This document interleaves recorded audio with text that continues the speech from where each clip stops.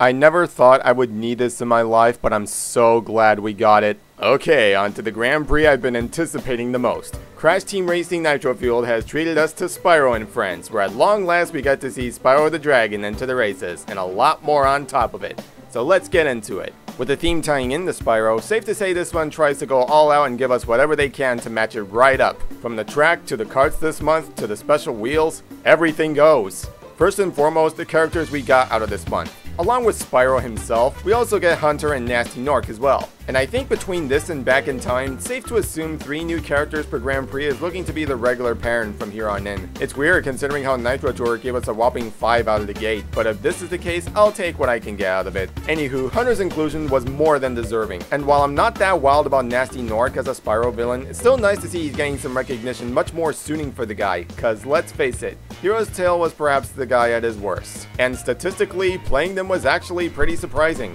Hunter as an all-rounder feels just fine. I think we can all agree they did Nasty as dirty as Crunk and Velo, and with Spyro, I can confidently say all the time I spent teaching myself to play characters like Panda Penguin and especially Amy really paid off. I promised myself I'd be an all-out Spyro main no matter what the game throws at me, and I'm perfectly content all in all. This month's carts are the Dragonfly, Nasty Ride, and Spyromobile. All sharp to look at and a solid lineup paying tribute to our little Brook boy. Naturally, I'm always playing the latter the most of the 3. The new track is something different, but a great change nonetheless. Spyro Circuit sees us traveling through many of the Dragon realms, serving as a huge homage to the first Spyro game, with sites like the Artisans, High Caves, and Wizard's Peak to name some. Adding on to that, the fact that we collect gems and have Sparks as our summon all throughout.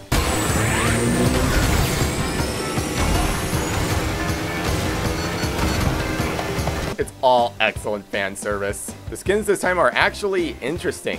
There are some intriguing design choices and few that actually tie in with the theme, like Goblin Norm, Orc Norm, Wizard Kimono Joe, and even Devil Dog Zam. Took me a while to realize I was paying tribute to Dark Passage. But perhaps the most eye-catching is the skins you earned in the Nitro gauge.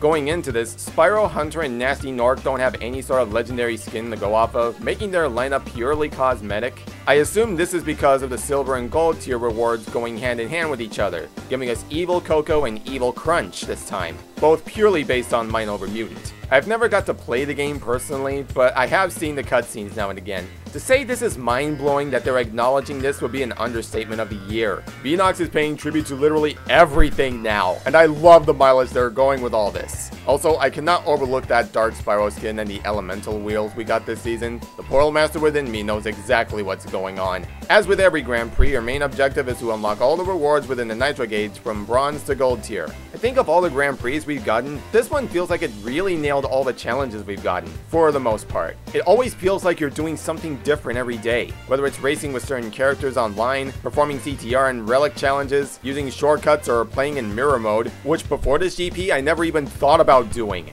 Nothing really feels copy-paste as if it's the same exact thing different day, to put it simply. And let me just say, this is the variety I like in performing daily and weekly challenges. I don't want to always be doing the same battle arena challenges day in and day out. Fingers crossed they keep this up. This is a major step in the right direction. One thing I forgot to mention during Back in Time is that because certain characters don't have legendary skins to speak of, instead their color swaps give them extra Nitro points. They did this with Baby Crash and Coco, and now they're doing it with all the Spyro characters. Honestly, a pretty genius idea. Makes a nice compromise, really. Now I can gladly play Spyro throughout this Grand Prix from beginning to end without having to wait for the legendary costume to come around. As for online, from my experience, I don't think much has changed, and nowadays I only ever play matchmaking in order to gather footage for my monthly highlights or to clear certain challenges the game throws at me. From what I played though, there seems to be a solid balance between the item roulette, as I have never seen warp orbs or time clocks being spammed by the dozen, and even on the occasion I still see the super engine pop up on weekends occasionally.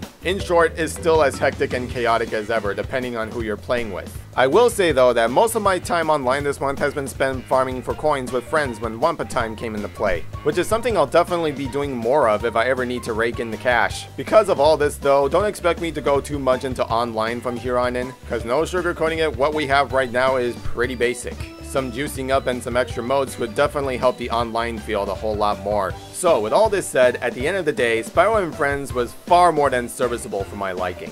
I genuinely had a blast with this Grand Prix, and I stand by my statement that there is no topping this one.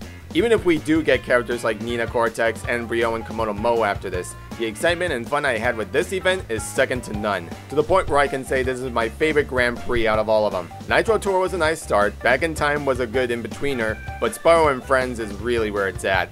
Looking forward to what comes next, Beanox. We've got very little indication as to what's coming up beyond data mines, so it's all but surprises and fan-requested characters from here on in. This is Dan signing out, thanks for watching, and I'll catch you guys next time. Peace!